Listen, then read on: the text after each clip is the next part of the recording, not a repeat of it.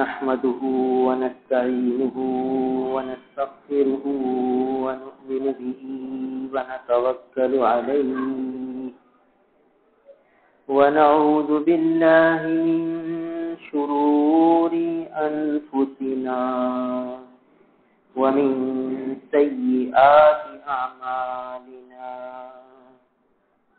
من يهده الله فلا مضل له ومن يضلله فلا هادي له ونشهد أن لا إله إلا الله وحده لا شريك له ونشهد أن سيدنا وسندنا ونبينا وحبيبنا وحبيب ربنا وطبيبنا ومولانا محمدا عبده ورسوله أما بعد فأعوذ بالله من الشيطان الرجيم بسم الله الرحمن الرحيم وأقيموا الصلاة وآتوا الزكاة وأقرضوا الله قرضا حسنا وما تقدموا لأنفسكم من خير تجدوه عند الله هو خيرا وأعظم أجرا واستغفروا الله إن الله غفور رحيم صدق الله مولانا العظيم. میرے محترم بزرگوں اور عزیز بھائیوں، سورہ مزمل کا بیان چل رہا ہے اور یہ بات عرض کی تھی کہ اس سورہ مبارکہ میں تقریباً 10 حکم ہیں جن پر عمل کرنے سے بندہ اللہ تعالیٰ کا محبوب بن جاتا ہے، اللہ تعالیٰ کا مقرب بن جاتا ہے، اللہ تعالیٰ اسے اپنے محبوب و مقبول بندوں میں شامل فرما لیتے. ان حکموں میں سے یہ 9واں حکم ہے وَأَقْرِضُوا اللَّهَ قَرْضًا حَسَنًا. 7واں حکم اقیموا الصلاۃ، نماز قائم کرو. پھر 8واں حکم وآتوا الزکاۃ، زکوٰۃ ادا کرو. پھر یہ 9واں حکم وَأَقْرِضُوا اللَّهَ قَرْضًا حَسَنًا، اللہ تعالیٰ کو قرض حسنہ دو. اقرضوا اللہ، قرض دو اللہ تعالیٰ کو. قرضا حسنا، قرض حسن، اچھا والا قرض دو اللہ تعالیٰ کو. تو پچھلے ہفتے بات ہوئی تھی آتوا الزکاۃ پر کہ زکوٰۃ ادا کرو. یہ ایک مستقل فریضہ ہے اور اس کی تفصیلات ہمارے سامنے آئی تھی کہ زکوٰۃ کس پر واجب ہے، کس طرح ادا کرنی ہے. اب یہ حکم آ رہا ہے اقرضوا اللہ قرضا حسنا. پچھلے ہفتے یہ بات بھی عرض کی تھی کہ یہ دونوں حکم کا تعلق مالی عبادت، مال سے متعلق ہے. اقیم الصلاۃ اس کا تعلق بدن سے ہے، جسم سے ہے، بدنی عبادت سے، اور آتوا الزکاۃ واقرضوا اللہ قرضا حسنا ان دونوں حکموں کا تعلق مال سے ہے۔ یہ جو فرمایا اقرضوا اللہ قرضا حسنا، بعض مفسرین کرام فرماتے ہیں کہ اس کا تعلق نفلی صدقہ خیرات سے ہے۔ جتنے نفلی صدقہ خیرات آدمی کرتا ہے، اللہ تعالی کی رضا جوئی کے لیے اپنا مال خرچ کرتا ہے، وہ سب اقرض اللہ قرضا حسنا میں آ گیا۔ مثلا مسجد بنا دی، مدرسہ بنا دیا، خیر کے کاموں میں کہیں بھی خرچ کر دیا، کسی بیمار کی مدد کر دی، زکوٰۃ کے علاوہ۔ دیکھیے جتنی نمازیں ہیں 5 وقت کی، اس میں کچھ فرض ہیں، کچھ نفل اور سنتیں ہیں۔ فجر کی نماز ہے تو خالی فرض 2 فرض نہیں ہے، اس کے ساتھ 2 سنتیں بھی، تاکہ فرض میں جو کمی کوتاہی رہ جائے تو وہ سنت اور نفل سے پوری کر دی جائے۔ کہ 2 رکعت فرض پڑھو اور اس سے پہلے 2 رکعت سنت پڑھ لو، تاکہ فرض کے اندر جو کمی کوتاہی ہو جائے وہ سنتوں اور نفلوں سے پوری کر دی جائے۔ کہ دیکھا جائے گا کہ یہ فرض میں کیا کمی رہ گئی، اس کے رکوع میں کچھ کمی ہے، چلو یہ فرض رکوع میں کچھ کمی ہے تو سنتیں اس نے ادا کی ہیں، اس کے سنت کے رکوع کو لے لو اور اس کمی کو برابر کر دو۔ سجدے میں کچھ کمی ہے تو وہ نفل سے پوری کر دو، سنتوں سے پوری کر دو۔ تو فجر کی نماز 2 فرض 2 سنتیں۔ پھر ظہر میں آ جائیے تو یہاں بھی پہلے 4 سنتیں پڑھو، پھر 4 فرض پڑھو۔ 4 فرض پڑھو تاکہ فرض میں جو کوئی کمی کوتاہی رہ جائے تو 4 سنتیں ہیں، پھر بعد میں 2 سنتیں اور ہیں، تو 6 سنتیں آ گئی، تاکہ فرض میں جو کمی کوتاہی ہے وہ ان سنتوں سے پوری کر دی جائے۔ اب عجیب بات ہے کہ فجر کے وقت تو 2 فرض ہیں تو 2 سنتیں ہیں، ظہر کا وقت آیا تو 4 فرض ہیں 6 سنتیں ہیں۔ تو حکمتیں تو بے انتہا ہوں گی، اس میں سے ایک حکمت یہ بھی ہے کہ فجر کے وقت تو آدمی سو کے اٹھا ہے، بظاہر اس کی اب ساری توجہ اللہ تعالیٰ کی طرف ہوگی، اللہ کا حکم پورا کرنے کے لیے اٹھا ہے، اور تو اس کا کوئی کام ہی نہیں، نیند کر رہا تھا، نیند میں کوئی گناہ نہیں، اور پھر نیند سے اٹھا اور مسجد میں آ گیا۔ عام طور پر تو ایسا ہی ہوتا ہے۔ تو چلو بھائی شاہی دربار میں جانا ہے، فرض کی ادائیگی ہے تو پہلے سنتیں ادا کر لو تاکہ شاہی دربار میں آنے کے قابل ہو جاؤ، اور پھر شاہی دربار میں اجتماعی طور پر شریک ہو جاؤ، 2 فرض ادا کر لو۔ اب اس کے بعد پھر کوئی سنتیں نہیں ہے، کوئی نفل نہیں ہے، اشراق کے وقت جا کر۔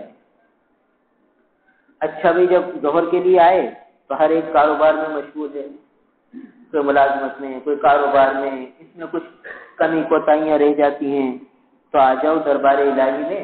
اب اجتماعی طور پر اللہ کے دربار میں حاضری ہے، شاہی دربار میں بلاوا ہے، تو پہلے 4 سنتیں ادا کرو تاکہ جو کمی کوتاہی ہو گئی ہے، دل پر کوئی ایسے اثرات آ گئے ہیں گناہوں کے، معصیت کے، وہ دھل جائیں، شاہی دربار کے قابل ہو جاؤ۔ اب شاہی دربار میں آ جاؤ اجتماعی شکل میں، پھر 2 سنتیں اور پڑھ لو تاکہ کوئی کمی کوتاہی رہ گئی ہو تو وہ ان سے پوری کر دی جائے۔ اسی طرح پھر عصر میں پہلے 4 سنتیں پڑھو، پھر 4 فرض پڑھو تاکہ کوئی کمی کوتاہی، یہ بھی وقت کاروبار ہی میں ہوتا ہے مشغول۔ حافظوا علی الصلوات والصلاۃ الوسطی، نمازوں کی حفاظت کرو اور خاص طور پر درمیانی نماز کی خوب حفاظت کرو۔ صلاۃ وسطی سے اکثر مفسرین نے فرمایا کہ عصر کی نماز ہے، کہ عصر کی نماز میں آدمی مشغول اتنا ہوتا ہے کہ نکلنا مشکل ہو جاتا ہے۔ ملازم پیشہ ہوتا ہے، وہ تھک ہار کے گھر پہنچتا ہے اور تھوڑا نیند کر لیتا ہے تو نیند کے چکر میں اس کی اثر چلی جاتی ہے. اور دکاندار ہوتا ہے وہ دکان اور گراہکوں میں اتنا مشغول ہوتا ہے کہ نکلنا ذرا مشکل ہوتا ہے. تو خاص تاکید کہ دیکھو اثر کی نماز اہتمام سے پڑھنا.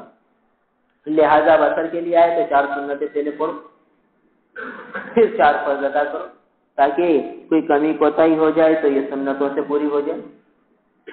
اب آ جائیے مغرب تو مغرب کے 3 فرض پڑھو اور پھر اس کے بعد جو ہے اب رات کا آغاز ہو رہا ہے تو 2 سنتیں اور پڑھو تاکہ فرض کی کمی کوتاہی پوری ہو جائے. اب رات میں عشاء کی نماز آ گئی تو اب عشاء کے لیے آؤ تو پہلے 4 سنتیں پڑھو پھر 4 فرض پڑھو پھر 2 سنتیں پڑھو. اب دیکھیے ہر فرض کے ساتھ نوافل اور سنتیں ہیں. کیوں ہے کہ فرض میں کوئی کمی کوتاہی ہو جائے تو وہ ان سنتوں سے نوافل سے پوری کر دی جائے. لہذا اب یہ مالی حکم آ رہا ہے وآتوا الزکاۃ زکات ادا کرو. زکات کی ادائیگی بھی فرض ہے. جیسے نماز کو ادا کرنا فرض ہے ایسے زکات کو ادا کرنا بھی فرض ہے. اب اس فرض کی ادائیگی میں بھی کچھ کمی کوتاہی رہ سکتی ہے لہذا حکم دے دیا وَأَقْرِضُوا اللَّهَ قَرْضًا حَسَنًا. کوئی کچھ قرض حسنہ بھی ہو تاکہ کچھ کمی کوتاہی ہو تو اس سے پوری کر دی جائے. تمہاری فرض کی ادائیگی میں کوئی کمی کوتاہی ہو تو اس سے پوری کر دی جائے. دیکھیے ساتھ ساتھ حکم ہے کہ فرض مالی عبادت جو فرض ہے زکات وہ بھی ادا کرو اور اس کے ساتھ نفلی مالی عبادت بھی کرو تاکہ فرض میں کوئی کمی کوتاہی ہو تو یہ نوافل سے پوری ہو جائے نفلی صدقے خیرات سے پوری ہو جائے.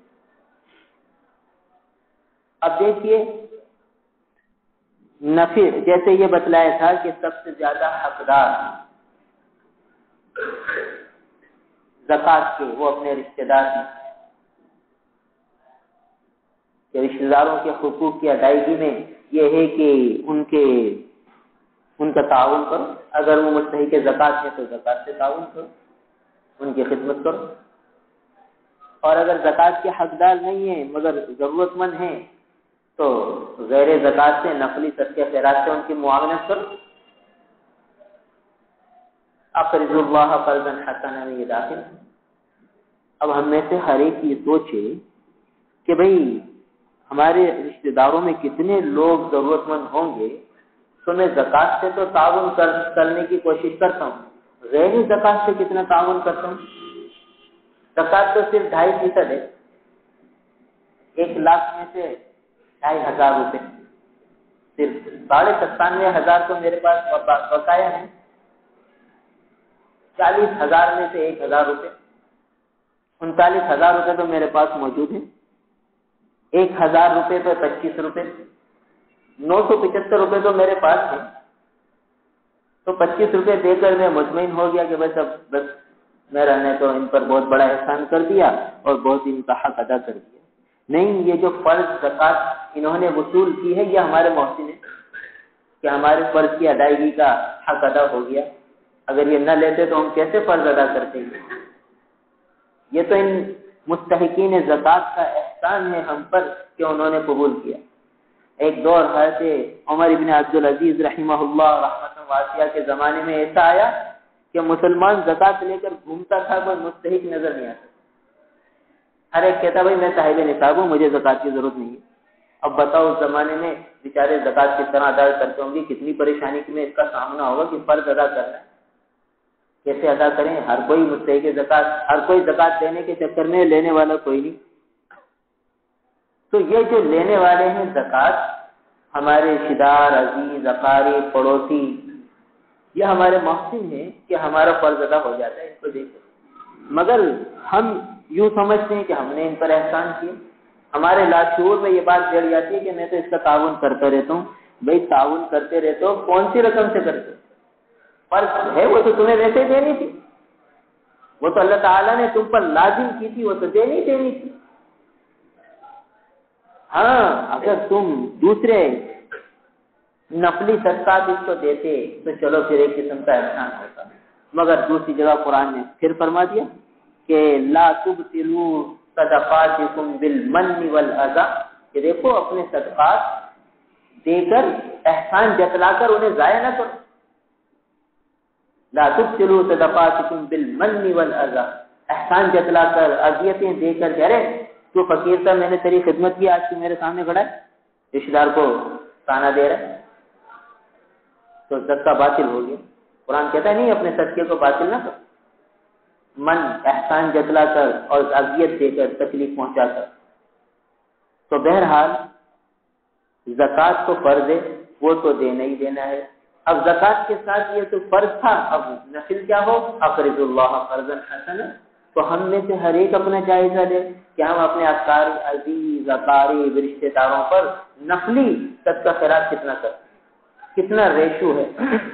یعنی 2500 روپے تو چلو 1,00,000 میں سے ہم زکوٰۃ دیتے ہی ہیں اللہ کے فضل سے، اس کے علاوہ کتنا دیتے، وہ 2.5% تک پہنچتا ہے یا اس سے بہت کم ہے، یا اس سے بڑھانا چاہیے؟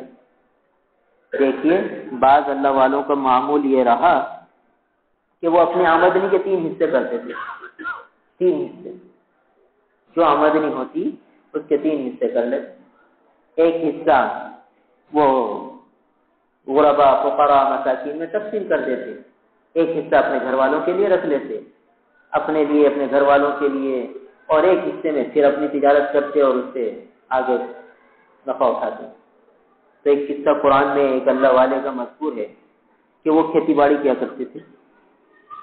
اب جو ہے کھیتی باڑی کرتے تھے اور جب پیداوار ہوتی تو 3 حصے کر لیتے، ایک حصہ وہ اللہ کے لیے اپنے رشتہ داروں میں، غریبوں فقراء میں تقسیم کر دیتے، ایک حصہ اپنے لیے رکھ لیتے، ایک حصے سے دوبارہ بجائی کر لیتے۔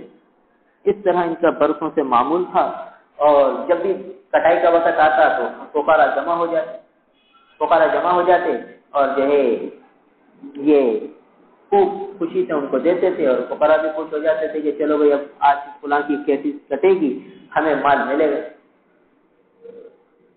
خدا کا کرنا یہ ہوا کہ ان کا انتقال ہوا، اب بیٹوں کے پاس جائیداد آ گئی، وہ زمین کا ٹکڑا بیٹوں کے پاس آ گیا۔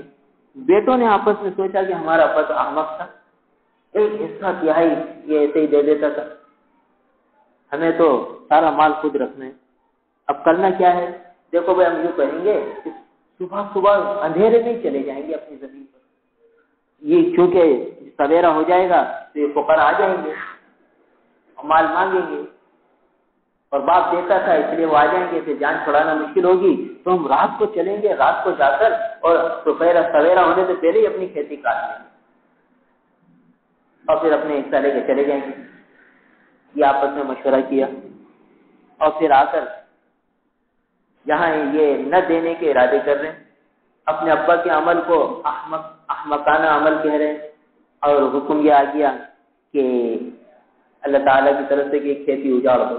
تو رات کو ایک ہوا چلی، اور ایسی ہوا چلی جسے پالا کہتے ہیں، کہ ساری کھیتی جو ہے ویران ہو گئی اور صفا چپیل میدان بن گیا۔ ایسی تیز ہوا آئی کہ ساری کھیتی اڑا کے رہ گئی اور صاف میدان بن گیا۔ ابھی جب اپنی زمین پہ پہنچے کہنے لگے ارے انا لمغرمون، ارے ہم تو محروم ہو کر رہ گئے، یا بھٹک گئے، کیا ہو گیا؟ راستہ بھٹک گئے، کہیں اور آ گئے، ہماری کل تو صبح کھیتی لے رہاتی تھی، آج تو ہماری کٹنی تھی کھیتی، لہلاتی کھیتی، کہاں چلی گئی؟ یا تو راستہ بھٹک گئے، یا ہمارے اوپر تو بہت بڑا تاوان آ گیا، بڑا خسارہ ہو گیا ہمارا۔ تو پھر آپس میں کہنے لگے بھائی آپ یہ تمہارے نیتوں کا قصور تھا، تم نے یہ سوچا تھا کہ نہیں دیں گے کسی کو بھی، سارا اپنے پاس رکھیں گے، تو اللہ تعالیٰ نے تمہارے ساتھ یہ معاملہ کیا۔ دیکھیے نہ دینے پر یہ ہو گیا، اور دینے پر برکت ہی برکت۔ ایک اور قصہ لکھا ہے کتابوں میں کہ ایک اللہ والے تھے، ان کا معمول بھی یہی تھا کہ وہ 3 حصے کرتے تھے اپنی آمدنی کے، جو پیداوار ہوتی ایک حصہ اللہ کے لیے یا فرض اللہ قرض حسنہ میں شامل تھا، اور ایک حصہ اپنے گھر والوں کے لیے رکھ لیتے، ایک حصے سے پھر بجائی کرتے تھے۔ ایک دفعہ قحط سالی ہوئی تو کہیں بھی بارش نہیں برستے تھے۔ ایک دفعہ ایک بادل نظر آیا، سب لوگ جو ہے وہ دیکھنے لگے کہ بادل آ گیا۔ اور ایک بزرگ تھے صاحب کشف، وہ نیچے کھڑے تھے، انہوں نے دیکھا کہ بادل میں سے ان کو آواز آئی کہ بادل کہہ رہا تھا کہ میں فلاں ابن فلاں کی زمین پہ جا کے برسوں گا، فلاں ابن فلاں کی زمین پہ جا رہا ہوں۔ اب یہ سوچا کہ یار فلاں ابن فلاں تو فلاں جگہ ہے، دیکھوں کیا ہوتا ہے، قصہ کیا ہے۔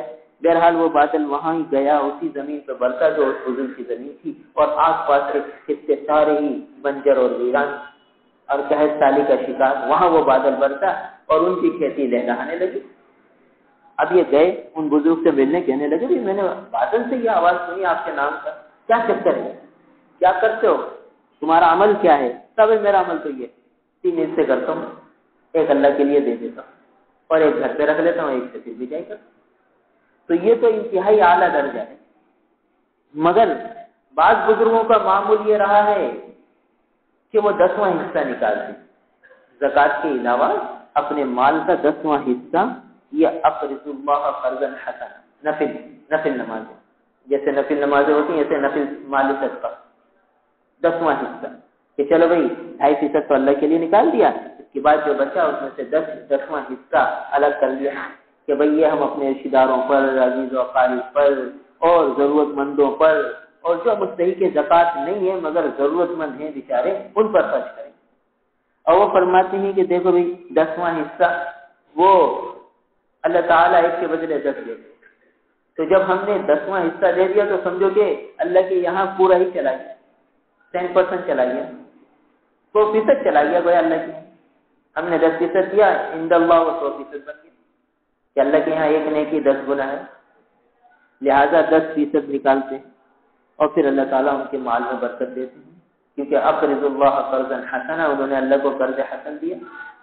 تو یہ بھی ایک درجہ ہے، اور ادنا درجہ تو آدمی یہ کر لے کہ 2.5% تو زکوٰۃ ہے اور 2.5% نفلی صدقہ خیرات مستقل الگ کر کے رکھے اور پھر ضرورت مندوں پہ خرچ کرے۔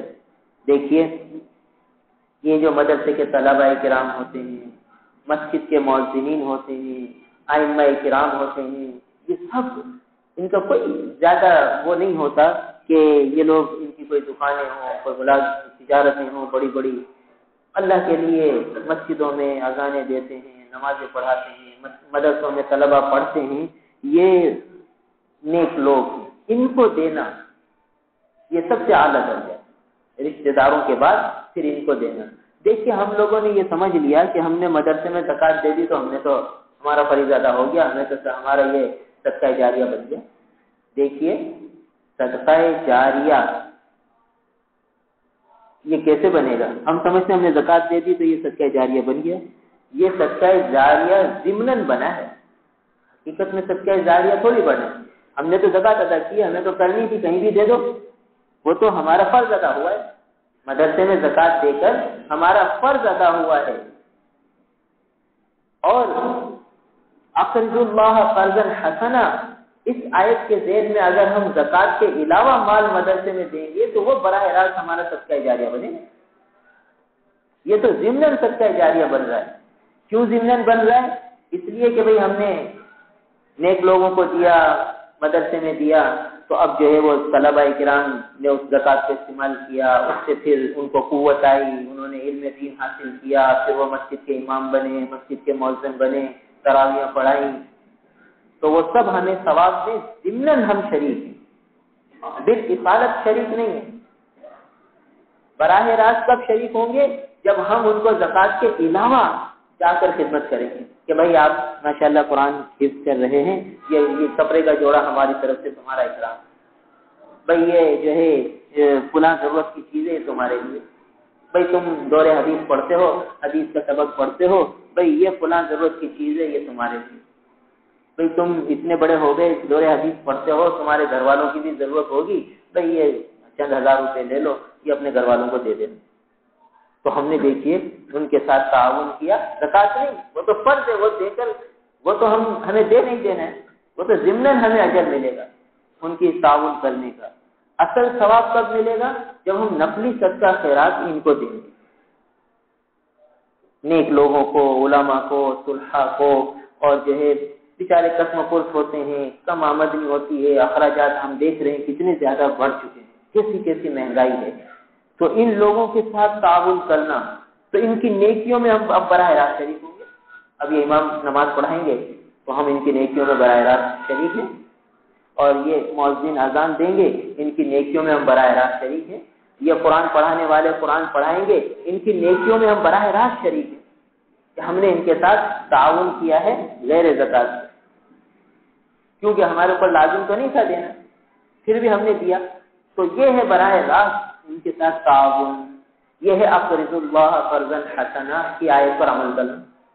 تو ہم میں سے ہر ایک اپنا جائزہ لے کہ ہم نے کتنے علماء، کتنے صلحاء، کتنے جو ہے مؤذنین، کتنے حفاظ اور قراء حضرات کی خدمت کی ہے آج تک غیر زکات سے، سوچیں اور پھر اپنا اپنا ایک لایا عمل طے کریں کہ بھئی یہ ہمارا، ہم ان کے صدقہ جاریہ میں شریک ہو جائیں، یہ سب اپنے والدین کے صدقہ جاریہ ہیں، تو ہم کیسے شریک ہو جائیں؟ ان کا تعاون کر کے، ان کی خدمت کر کے، اور ان کے دل کی دعائیں لے کے۔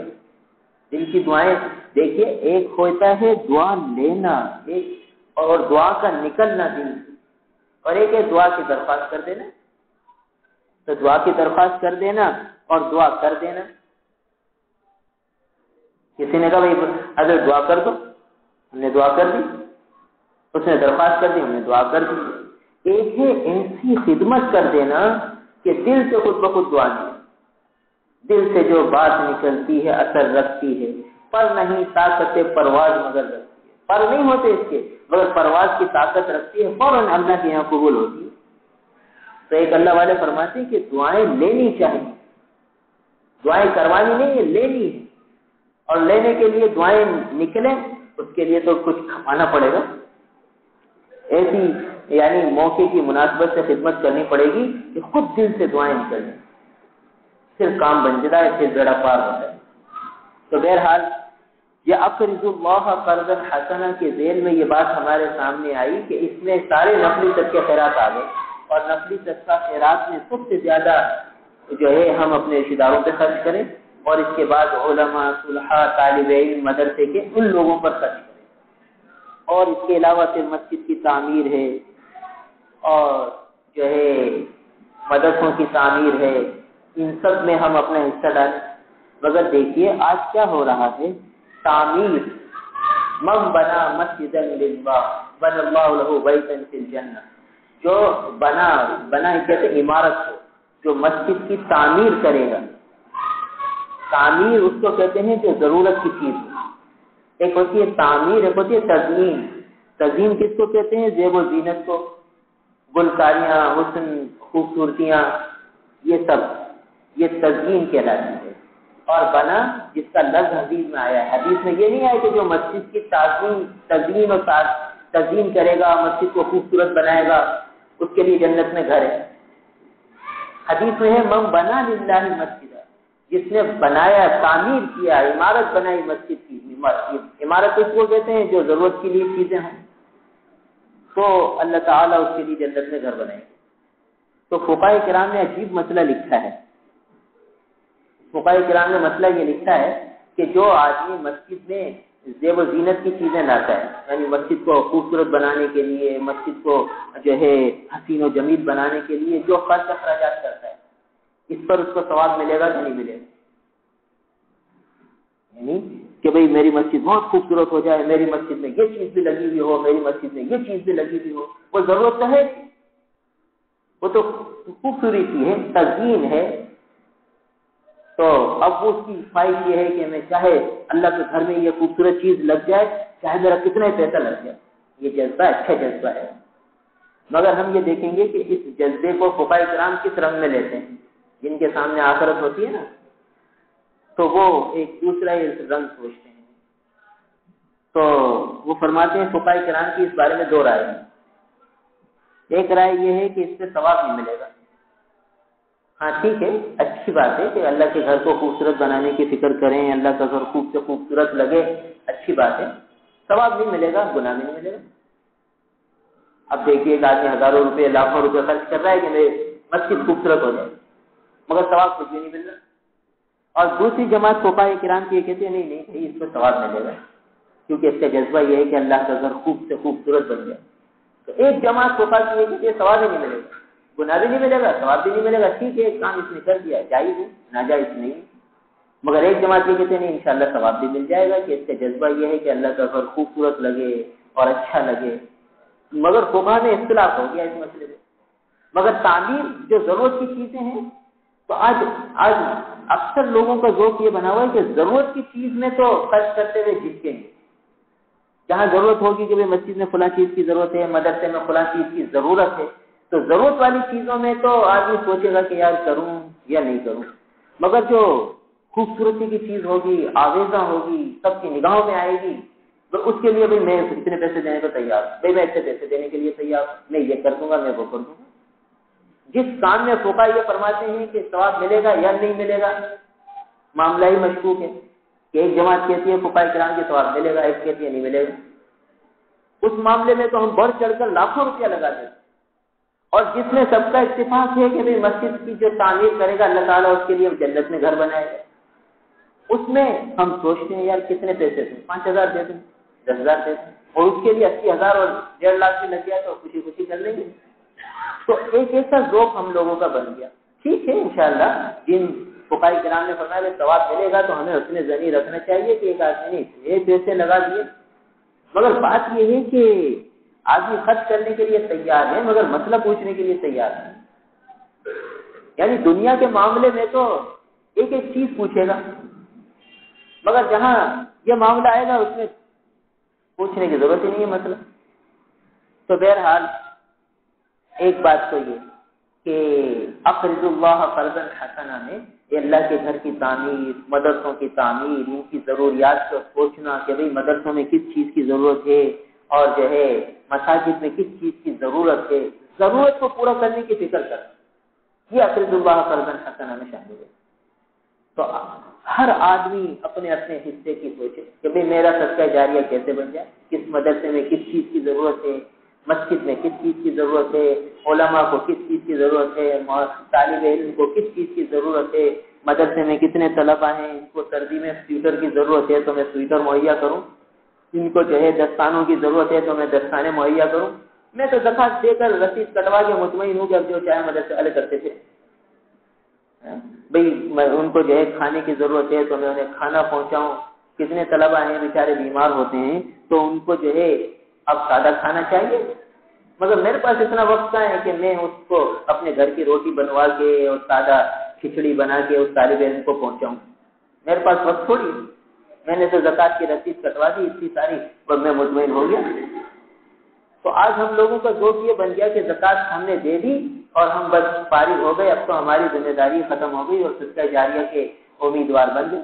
انشاءاللہ امید ہے اللہ کی ذات سے کہ صدقہ جاریہ بنے گا، مگر حقیقت میں ہم اگر گہرائی میں جائیں تو مسئلہ یہ تو یہ ہے کہ وہ تو ضمن صدقہ جاریہ ہے، وہ تو احسان ہے کہ ان لوگوں نے ہماری زکوٰۃ لے لی.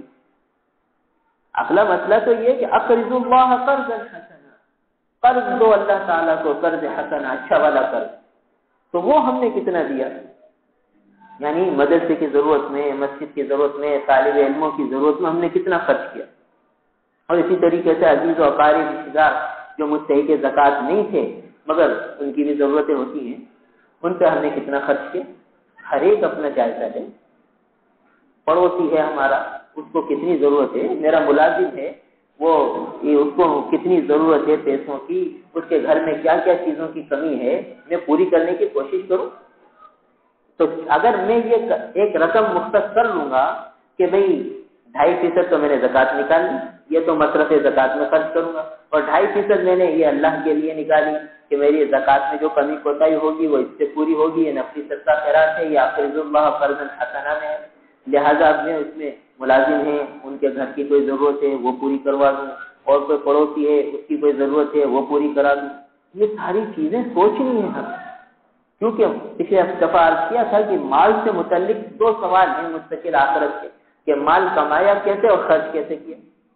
تو خرچ کرنے میں ایک تو یہ ہوگا کہ اللہ ہم نے فرض زکوٰۃ ادا کر دی، چلو بھائی ٹھیک ہے یہ سوال تو صحیح ہو گیا، اور باقی مال کہاں کہاں خرچ کیا. تو اگر ہم یہ کہیں گے یا اللہ زکوٰۃ کے علاوہ یہ مال ہم نے فلاں ہمارے ملازم کو دیا اور یہ فلاں پڑوسی پہ خرچ کیا، یہ فلاں رشتہ دار پہ خرچ کیا، تو بھائی ٹھیک ہے کتنے زیادہ نمبر مل جائیں گے، کتنے مارکس بڑھ جائیں گے.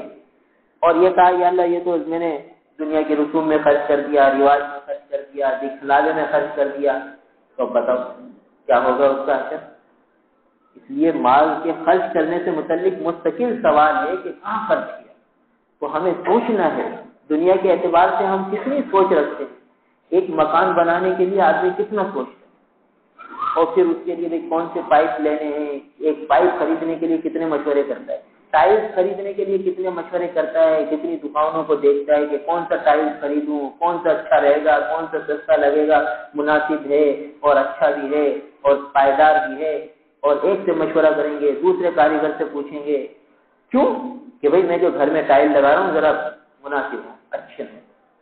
تو ٹائل لگوانے کے لیے اتنے مشورے، دنیا کے کاروبار میں ہر معاملے کے لیے ہر قسم کے مشورے، اور دین کے اعتبار سے مال خرچ کرنا ہے تو اس کے لیے کوئی مشورہ ہی نہیں، جیسے چاہے خرچ کر دیا، جہاں چاہے خرچ کر دیا، جو من میں آیا کر دیا۔ نہیں بھائی، مال خرچ کرنا ہے، صحیح طریقے سے خرچ کرنا ہے تاکہ یہ مال ہمارے لیے ذخیرہ آخرت بن جائے، اقرض اللہ قرضا حسنا میں شامل ہو جائے۔ تو اس بات کے ذہن میں شامل کرنے کے لیے تو ہم علماء سے پوچھیں گے کہ بھائی میں یہ پیسے کیسے لگاؤں، کہاں کہاں خرچ کروں، کون کون سی مد میں جا کے خرچ کروں، پھر یہ قیمتی بنے گا پھر مال ہمارا۔ تو اقرض اللہ قرضا حسنا کی ایک تفسیر سے یہ فرمائی کہ اس سے متعلق نفلی صدقہ خیرات، اور نفلی صدقہ خیرات کے یہ سارے خرچ کرنے کی جگہ ہمارے سامنے آئی۔ اور بعض مفسر فرماتے ہیں کہ اقرض اللہ قرضا حسنا میں نفقات واجبہ آ گئے۔ کیا مطلب کہ اقرض اللہ آتو زکات میں زکات فرض کا حکم ہے، اور اقرض اللہ قرضا حسنا میں نفقات واجبہ۔ نفقات واجبہ کس کو کہتے ہیں؟ یعنی بیوی کے اوپر جو خرچ کرنا ہے، یہ نفقہ واجبہ ہے، یعنی بیوی پر مال خرچ کرنا، بیوی کو روٹی دینا، کپڑا دینا، مکان دینا، یہ شوہر پہ فرض ہے۔ تو بیوی پر خرچ کرنا، اور اسی طریقے سے بچوں پہ خرچ کرنا، اور اسی طریقے سے ماں باپ پہ خرچ کرنا، پھر اسی طریقے سے بھائی بہنوں پہ خرچ کرنا، یہ ترتیب سے واجب ہے۔ کیا مطلب کہ بیوی پہ مال خرچ کرنا واجب ہے، یعنی بیوی کو کھانا کھلانا یہ شوہر کی ذمہ داری ہے۔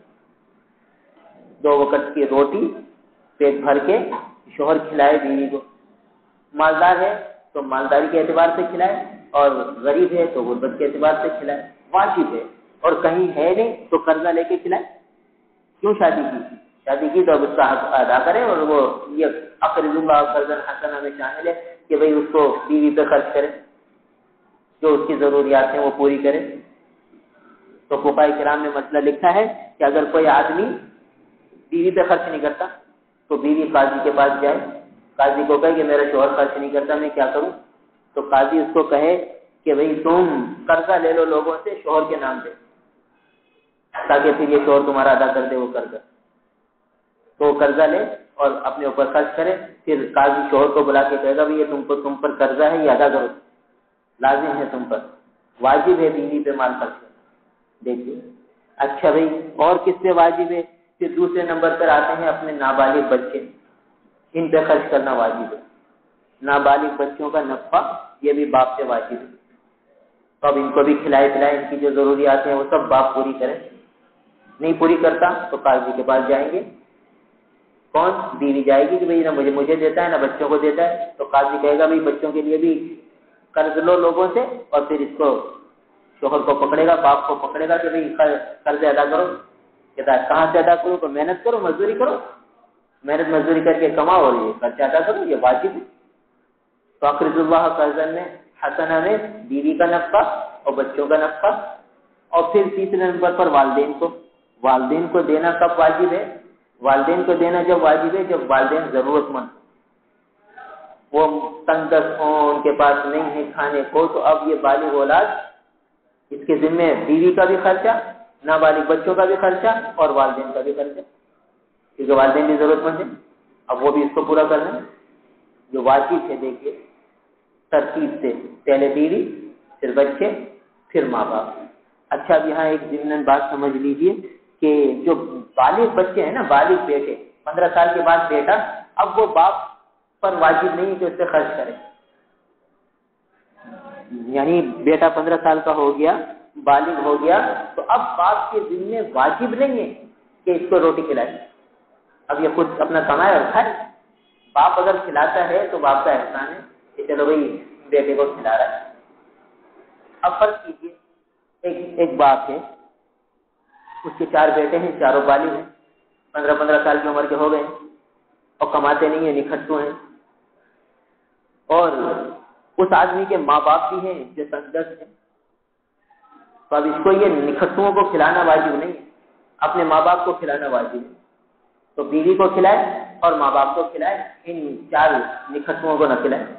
مگر ہمارے عرف میں تو یہ ہے کہ بھئی میں اپنے بیوی بچوں کا پیٹ پالوں گا، ماں باپ کو پالوں، کہاں سے لاؤں ماں باپ کو کھلانے کے لیے؟ ماں باپ اپنے بیوی بچوں کا پیٹ پالوں گے، ماں باپ کا پیٹ پالوں گے؟ بھائی بیوی کو تو ضروری تھا، بچے اگر نابالغ ہیں تو ضروری ہے، ہاں پھر ماں باپ سے مقدم ہے بچے، پھر بچتا ہے تو نہیں بچتا تو مجبور ہے۔ اور جو ہے بالغ ہو گئے بچے تو اب باپ سے واجب نہیں ہے، باپ کھلاتا ہے، اس کا تبرع ہے، اس کا احسان ہے، اور بچوں کو بھی سمجھنا چاہیے کہ باپ کا احسان ہے، یہ بیچارہ کھلا رہا ہے۔ تو ہمارے یہاں تو یہ ہے کہ 25-25 سال کے بچے ہو جاتے ہیں، وہ نہ کام کرتے ہیں نہ کاج کرتے ہیں، باپ کی دکان ہے، باپ کما رہا ہے، یہ گھوم رہے پھر رہے کھا رہے پی رہے، اور یہ سمجھتے ہیں ہمارا حق ہے۔ نہیں، 15 سال کے بعد پھر باپ کا حق نہیں رہتا، یہ باپ کا احسان اور تبرع ہے۔ مگر اگر اس باپ کے ماں باپ ضرورت مند ہیں تو پھر ان پہ خرچ کرنا واجب ہوگا، ان بالغ اولاد پہ خرچ کرنا واجب نہیں ہے۔ تو یہ سارے فقہا کے مسائل ہیں جو لکھے گئے ہیں کتابوں میں۔ تو اقرض اللہ قرضا حسنا میں یہ ماں باپ بھی آ گئے، پھر بھائی بہن، چوتھے نمبر پر جو اگر آدمی کے بھائی بہن ہیں نابالغ ہیں بیچارے تو ان پہ خرچ کرنا بھی واجب ہوگا۔ چوتھے نمبر پر بھائی بہنوں کو کی ذمہ داری ہے باپ اس بڑے بھائی پر، چھوٹے بھائی بہنوں کی، تو ان پہ خرچ کرنا بھی اقرض اللہ قرضا حسنا میں شامل ہے۔ دیکھیے اللہ تعالیٰ نے کیسا عجیب جو ہے یہ جملہ استعمال فرمایا کہ اپنے بھی ماں باپ پہ خرچ کر رہا ہے، اپنی ہی بیوی پہ خرچ کر رہا ہے، اپنے ہی بچوں پہ خرچ کر رہا ہے، اپنے ہی بھائی بہنوں پہ خرچ کر رہا ہے۔ اس کو تعبیر فرمایا اقرض اللہ، اللہ کو قرضہ دو، کیونکہ یہ سب اللہ کی مخلوق ہیں، اللہ نے انہیں بنایا ہے، تو اللہ تعالیٰ نے اس کے ذمہ دار باپ شوہر کو، بیٹے کو، باپ کو اور بھائی کو بنایا۔ ایک آدمی کو 4 نسبتیں لگی ہوئی، ان چاروں نسبتوں کے اعتبار سے وہ نفقے کا ذمہ دار ہے ترتیب سے۔ تو ہم میں سے ہر ایک دیکھیں کہ وہ اپنے بھائی بہنوں پہ خرچ کر رہا ہے، بھائی بہن ضرورت مند ہیں تو ان پہ خرچ کر رہا ہے یا نہیں کر رہا؟ کتنے لوگ ہیں، ایک بھائی اللہ کے فضل سے اتنا مالدار ہے کہ بنگلے ہیں، گاڑیاں ہیں، اور ایک بھائی ہے کہ بیچارہ اس کے گھر کے کرایہ کے یہ پیسے نہیں ہوتے۔ یہ بھائی سال میں کبھی زکات دے دیتا ہے پھر بے فکر۔ کتنے مالدار لوگ ہیں جو مسجد کی تزئین کے لیے لاکھوں روپے خرچ کریں گے، مگر بھائی بہنوں پہ خرچ کرنے کے لیے ان کے پاس نہیں۔ وہ بھائی بہن ضرورت مند ہیں، بھائی اگر اللہ نے اتنا نوازا ہے تو مسجد کی تو آپ نے ضرورت تو پوری نہیں کی، مسجد میں ایک تزئین کر دیا آپ نے۔ اس سے بہتر یہ تھا کہ ماں باپ یہ بھائی بہنوں کی ضرورت پوری کرتے تھے۔ بھائی قرضے میں ہے، بھائی کا مکان اپنا ذاتی نہیں ہے، اس کو دینے کے لیے نہیں، اور مسجد میں لگائے رکھو تو ٹھیک ہے، نیکی ملے گی، مگر جو ثواب وہاں ملتا وہ یہاں تھوڑی ملتا۔ یعنی بھائی ہر ایک جو کاروباری آدمی ہوتا ہے نا، وہ تو یہ دیکھتا ہے کہ بھائی جو ہے سرمایہ کم لگاؤں پروفٹ زیادہ ہے، مگر یہاں آدمی پتہ نہیں کیوں نہیں سوچتا۔ تو اقرض اللہ قرضا حسنا میں مالی عبادت کا ایک مستقل حکم آ گیا کہ بھئی نفقات واجبہ ادا کرو، جس کو اللہ تعالیٰ نے قرض سے تعبیر فرمایا کہ اقرض اللہ تعالیٰ کو قرض دے۔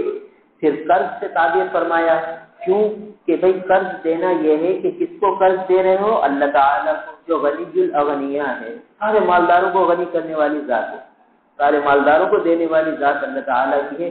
اس کو جو قرض دو گے تو وہ لازمی طور پر آپ کو واپس ہی ملے گا، کیونکہ قرض واجب الادا ہوتا ہے، قرض واجب الادا ہوتا ہے۔ قرض کے ساتھ اگر آدمی مر گیا، شہید بھی مر گیا، تو پھر اس کی نجات نہیں ہے، کیونکہ حقوق و لباس کا معاملہ ہے قرض۔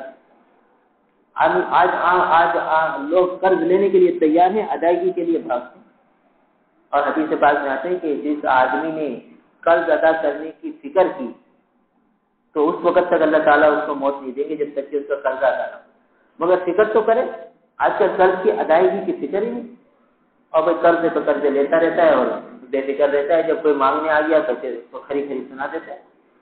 نہیں بھائی، قرضے کی ادائیگی یہ بہت لازم اور ضروری، یہ مالی حکم ہے کہ بھئی اگر قرض لیا ہے تو ادا کرو جلد سے جلد۔ تو اقرض اللہ قرضا حسنا، یہاں اللہ تعالیٰ کو قرض دینے کا حکم ہے کہ بھئی اللہ تعالیٰ کو قرض دو اور قرض حسنا دو۔ یعنی اچھا والا قرض، کیا مطلب کہ یہ تمہیں مل کر رہے گا، تمہیں یہ واپس ملے گا اور پھر بہت بڑھ کر ملے گا، یہ نہیں کہ تنگ کر کے دیں گے، بہت زیادہ بڑھا کر دیں گے۔ تو اقرض اللہ قرضا حسنا، اچھا عوام میں ایک اصطلاح مشہور ہو گئی ہے کہ یہ کر یہ قرض حسنا ہے، قرض حسنا یا غیر حسنا، قرض تو قرض ہی ہے، واجب الادا ہے، جس نے قرض حسنا دیا ہے وہ دوسرے دن ہی مانگ سکتا ہے، شریعت میں اس کی اجازت، اور جس نے لیا اس کو دینا واجب ہوگا۔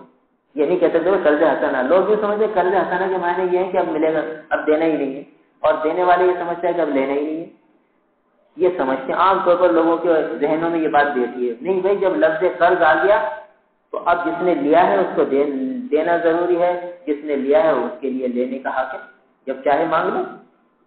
اور یہاں ایک اور مسئلہ سمجھ لینا چاہیے کہ قرض حسنا بھی دیا ہے تو قرض حسنا کے معنی یہ ہے کہ لینا ہے، اور اس کی نیت بھی ہے کہ دے گا تو لوں گا، اور اسی حالت میں موت آ گئی دینے والے کی موت آ گئی، تو اب جو دینے والے کے وارث ہیں وہ اس سے مطالبہ کر سکتے ہیں کہ ہمارے ابا دے گئے تھے تمہیں، لو حق ہے ان کو لینے کا۔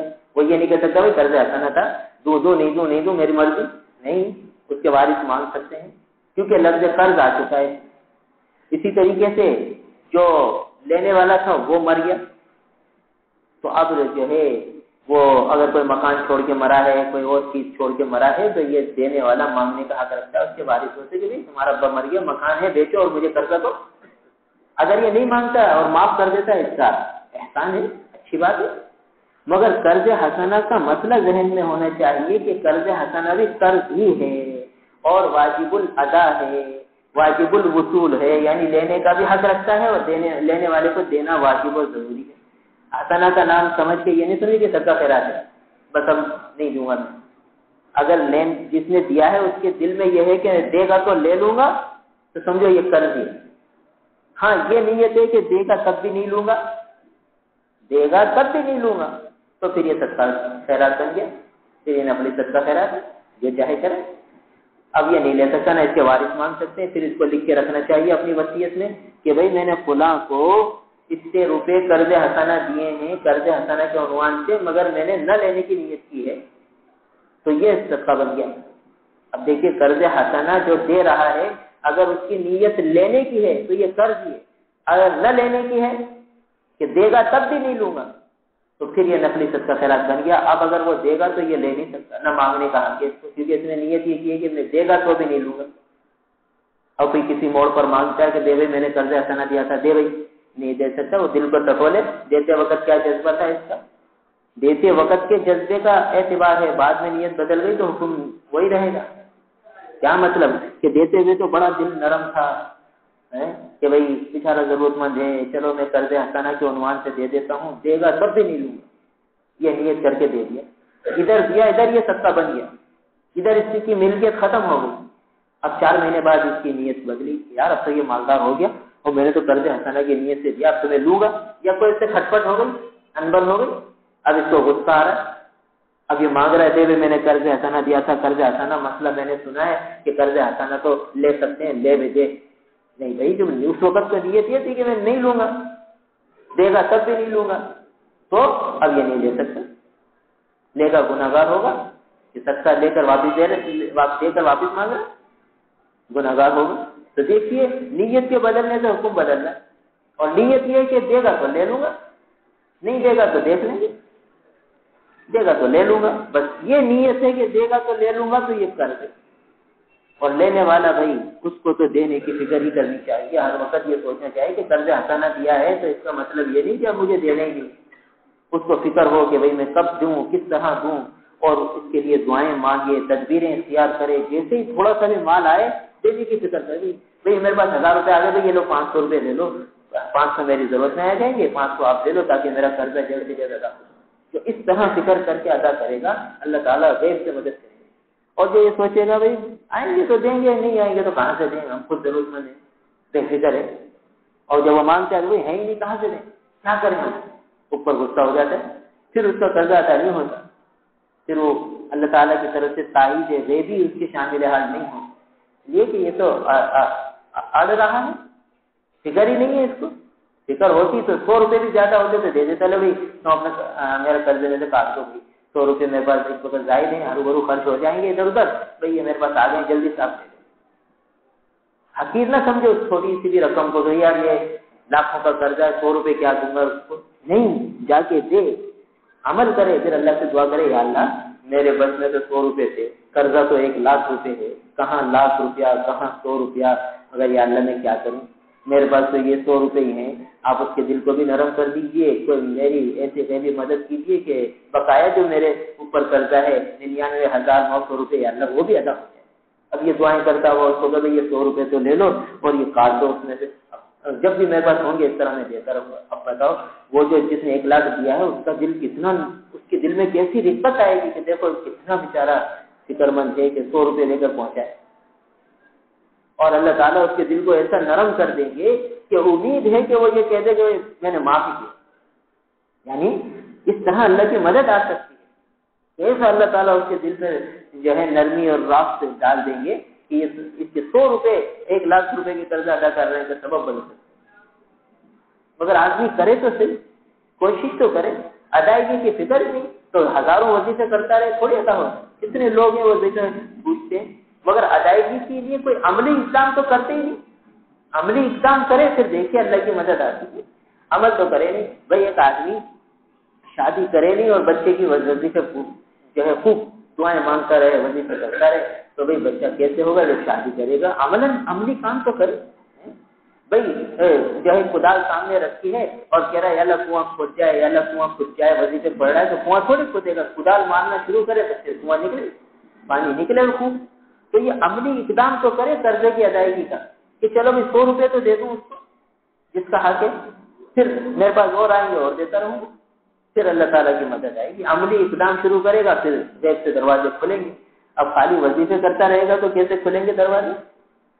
تو بہرحال یہ قرض حسنہ کی بات ضمناً آئی کہ قرض حسنہ میں یہ تفصیل ہے جو ہمارے سامنے آئی، تو فرمایا کہ وَأَقْرِضُوا اللَّهَ قَرْضًا حَسَنًا، اللہ تعالیٰ کو قرض دو اچھا والا قرض، اور یہ ہے اس میں یہ ساری تفصیلی بات آ گئی کہ یا تو نفلی صدقہ خیرات اس سے مراد ہے یا نفقات واجبہ اس سے مراد ہے۔ پھر فرمایا وَمَا تُقَدِّمُوا لِأَنفُسِكُم مِّنْ خَيْرٍ تَجِدُوهُ عِندَ اللَّهِ، جو کچھ تم اپنے نفسوں کے لیے خیر کے کام بھیجو گے، تجدوه عند اللہ، وہ اللہ کے پاس پالو گے، هو خیر واعظم اجرا، وہ بہتر ہے اور اجر کے اعتبار سے بہت بڑی چیز ہے۔ واستغفر اللہ، اور اللہ تعالی سے بخشش طلب کرو، ان اللہ غفور رحیم، اللہ تعالی بخشنے والے مہربان ہیں۔ اب یہ آخری حکم واستغفر اللہ، اس میں بھی کچھ تفصیل ہے، انشاءاللہ اگلے ہفتے بات ہوگی۔ اللہ تعالی ہماری الحمد للہ رب العالمین والعاقبۃ للمتقین والصلاة والسلام علی رسوله محمد وآلہ وأصحابہ اجمعین۔ إلیک ربی فحببنی وفی نفسی لک فجلنی وفی أعین الناس فعظمنی ومن سیئ الأخلاق فجنبنی۔ اللهم إنا نسألك العفو والعافية في الدين والدنيا والآخرة۔ اللهم إنك عفو كريم تحب العفو فاعف عنا يا كريم۔ اللهم إنك عفو كريم تحب العفو فاعف عنا يا كريم۔ یا اللہ ہمارے تمام گناہوں کو معاف فرما دیجیے، یا اللہ ہماری تمام کوتاہیوں کو معاف فرما دیجیے، یا اللہ اپنے مال کی نعمت سے نوازا، یا اللہ یہ بے دردی سے بے محل بے منہ کا خرچ ہو رہا ہمیں معاف فرما دیجیے۔ جو احکامات مال سے متعلق آپ نے دیے ہیں یا اللہ اس پر پورا عمل کرنے کی توفیق عطا فرما دیجیے۔ یہ مال آپ کے قرب کا ذریعہ بن جائے، آپ کی رضا کامل کا ذریعہ بن جائے، یا اللہ آپ سے دوری کا ذریعہ نہ ہو، آپ کی ناراضگی کا سبب نہ بنے۔ یا اللہ اپنا کرم فرما دیجیے، اپنا فضل فرما دیجیے، ہم سب کو نعمت مال کی فراوانی عطا فرمائیے اور اسے صحیح مصرف میں خرچ کرنے کی توفیق عطا فرمائیے۔ ہم میں سے جو مقروض ہیں یا اللہ ان کے قرضے بھی خزانے سے پورے فرما دیجیے، ادا کروا دیجیے، اور قرضے کی ادائیگی کی غیب سے شکلیں صورتیں پیدا فرما دیجیے، ہمت توفیق عطا فرما دیجیے، آسانی اور سہولت کا معاملہ فرما دیجیے۔ یا اللہ ہمیں اقرض اللہ قرضا حسنا پر پورا عمل کرنے کی توفیق عطا فرما دیجیے۔ آپ کا عطا کیا ہوا مال آپ پر لگانے کی توفیق عطا فرمائیے۔ یا اللہ ہم سے حب مال کو دور فرما دیجیے، حب دنیا ہمارے دل سے نکال دیجیے، حب مال ہمارے دل سے نکال دیجیے۔ مال کے جذبے جو ہمارے دلوں میں رچ بس گئے ہیں یا اللہ اسے نکال دیجیے۔ اپنی محبت، اپنے حبیب کی محبت، اپنے پیاروں کی محبت ہمارے دل میں پیدا فرما دیجیے۔ یا اللہ اپنا تعلق نصیب فرما دیجیے، اپنا دھیان نصیب فرما دیجیے، اپنے پیارے اور مقبول اور محبوب بندوں میں شامل فرما دیجیے۔ ہماری نالائکیوں کو نہ دیکھیے، ہمارے انبار خطا کو نہ دیکھیے، اپنے فضل و کرم سے سب خطاؤں کو معاف فرما دیجیے۔ ساری ہی گناہوں پر معافی کا قلم پھیر دیجیے، ایک گناہ بھی ایک خطا بھی ہمارے کھاتے میں نہ چھوڑیے، ساری ہی معاف فرما دیجیے، سب پر معافی کا قلم پھیر دیجیے۔ یا اللہ ہماری دستگیری فرمائیے، ہماری تربیت فرما دیجیے، ہماری اصلاح فرما دیجیے۔ یا اللہ فتنوں کا دور ہے، ہر طرف فتنے ہی فتنے ہیں، ہر قسم کے فتنوں سے ہماری پوری حفاظت فرمائیے۔ اللہم انا نعوذ بک من کل فتن ما ظہر منها وما بطن۔ یا اللہ ہمیں صراط مستقیم پر چلائیے، یا اللہ صحابہ والے راستے پر ہمیں چلائیے، اپنے محبوب و مقبول بندوں والے راستے پر چلائیے، ہر قسم کی گمراہیوں سے ہماری حفاظت فرمائیے، ہر قسم کے بھٹکنے سے ہماری حفاظت فرمائیے۔ یا اللہ ہمارے ایمان کو سلامت رکھیے، ہماری ایمانی کیفیات کو بڑھائیے، اعمال صالحہ کی رغبت دیجیے، اعمال صالحہ میں ہمیں مزہ دے دیجیے، اعمال صالحہ کی لذت دے دیجیے۔ یا اللہ نماز میں سکون ملنے لگے ایسی ہماری نمازیں بنا دیجیے، آپ کے ذکر میں ہمیں حلاوت محسوس ہو ایسا ہمیں ذکر نصیب فرما دیجیے، آپ کی تلاوت میں ہمیں مزہ آنے لگے یا اللہ ایسی تلاوت نصیب فرما دیجیے۔ یا اللہ آپ کے احکامات کی ادائیگی کی جو لذت ہے اس سے ہمیں آشنا فرما دیجیے۔ یا اللہ ہم نے اتنے گناہ کر لیے کہ اطاعت اور فرما برداری کی لذت سے محروم ہو گئے ہیں، ہمیں پتہ ہی نہیں کہ عبادت کی لذت کیا ہوتی ہے، سجدے میں کیسا مزہ آتا ہے، تلاوت میں کیسا مزہ آتا ہے، آپ کا نام میں کتنا لطف ہے۔ یا اللہ ہم تمام چیزوں سے محروم ہو گئے ہیں، ہماری اس حال زار پر رحم فرما دیجیے، ہماری اس بگڑی حالت پر رحم فرما دیجیے، ہماری حالتوں کو سدھار دیجیے، یا اللہ سدھار دیجیے، ہمیں اپنے احکامات کی لذت نصیب فرما دیجیے، اپنے محبوب کی سنتوں پر پورا عمل نصیب فرما دیجیے، ہر سنت پر دل و جان سے عمل نصیب فرما دیجیے، ہمارے سراپا میں سنت کو سجا دیجیے۔ یا اللہ آپ کے محبوب کا کامل اتباع نصیب فرما دیجیے، ایک انچ بھی سنت سے ہٹنے نہ دیجیے، آپ ہی مدد فرما دیجیے، تائید غیبی ہمارے شامل حال فرما دیجیے۔ یا اللہ تھوڑی سی زندگی ہے، یہ سب آپ کے محبوب کے اتباع میں گزروا دیجیے۔ اے اللہ محروم نہ فرمائیے، ہمیں اپنے پیاروں میں شامل فرما دیجیے، اپنا تعلق نصیب فرما دیجیے، اپنا دھیان نصیب فرما دیجیے، ہمیں اپنوں میں بنائیے، غیروں میں شامل نہ فرمائیے، ان لوگوں میں شامل فرما دیجیے جنہیں دیکھ کر آپ خوش ہو جاتے ہیں۔ اے اللہ ان لوگوں میں شامل نہ فرمائیے جنہیں دیکھ کر آپ ناراض ہوتے ہیں، آپ غضبناک ہو جاتے ہیں، آپ کو غصہ آ جاتا ہے، ایسے لوگوں میں ہمیں شامل نہ فرمائیے۔ یا اللہ ایسے لوگوں میں شامل فرمائیے جنہیں دیکھ کر آپ خوش ہو جاتے ہیں، آپ فرشتوں پر فخر فرماتے ہیں کہ دیکھو میرے بندے کس طرح میرے سے مانگتے ہیں، کس طرح میری عبادت میں لگے ہوئے ہیں، کس طرح میرے حکموں کو خوشی ادا کر رہے ہیں۔ یا اللہ ایسے لوگوں میں ہمیں شامل فرما دیجیے، آپ کی اطاعت میں ہمیں مزہ آنے لگے، سنتوں پر عمل میں ہمیں مزہ آنے لگے، اور آپ کی اطاعت سے ہٹ کر زندگی ہمیں زہر لگے، اس کی ہماری کیفیات بنا دیجیے۔ یا اللہ اپنے فضل سے ہمارے دلوں کی سیاہی کو دھو دیجیے، ہماری غفلتوں کو دور فرما دیجیے۔ یا اللہ کب تک ہم غفلتوں بھری زندگی گزاریں گے؟ یا اللہ برسوں بیت گئے غفلتوں میں، اب تو ہمیں انابت والی زندگی نصیب فرما دیجیے، اپنی فرما برداری والی زندگی نصیب فرما دیجیے۔ یا اللہ کب تک ہم معصیت میں ڈوبے رہیں گے؟ یا اللہ آپ ہی اطاعت سے لے آئیے۔ اے اللہ گناہوں کے دلدل سے ہمیں نکال لیجیے، اے اللہ اپنی نافرمانی کے دلدل سے ہمیں نکال لیجیے اور اپنی اطاعت اور فرما برداری کے چمن میں لے آئیے، گلشن اطاعت میں لے آئیے۔ اپنی محبت، اپنے حبیب کی محبت ہمیں نصیب فرما دیجیے۔ یا اللہ مرنے سے پہلے مرنے کی تیاری نصیب فرما دیجیے۔ یا اللہ یا اللہ، اے اللہ اگلا مرحلہ قبر کا ہے، ہماری قبر بنا دیجیے، ہماری قبر جنت کا باغ بنا دیجیے۔ ہمارے عزیز اقارب، اساتذہ، والدین میں سے جو دنیا سے جا چکے ہیں، اپنی قبروں میں پہنچ چکے ہیں، یا اللہ ان کی قبروں کو جنت کا باغ بنا دیجیے، ان پر کروڑوں رحمتیں نازل فرما دیجیے۔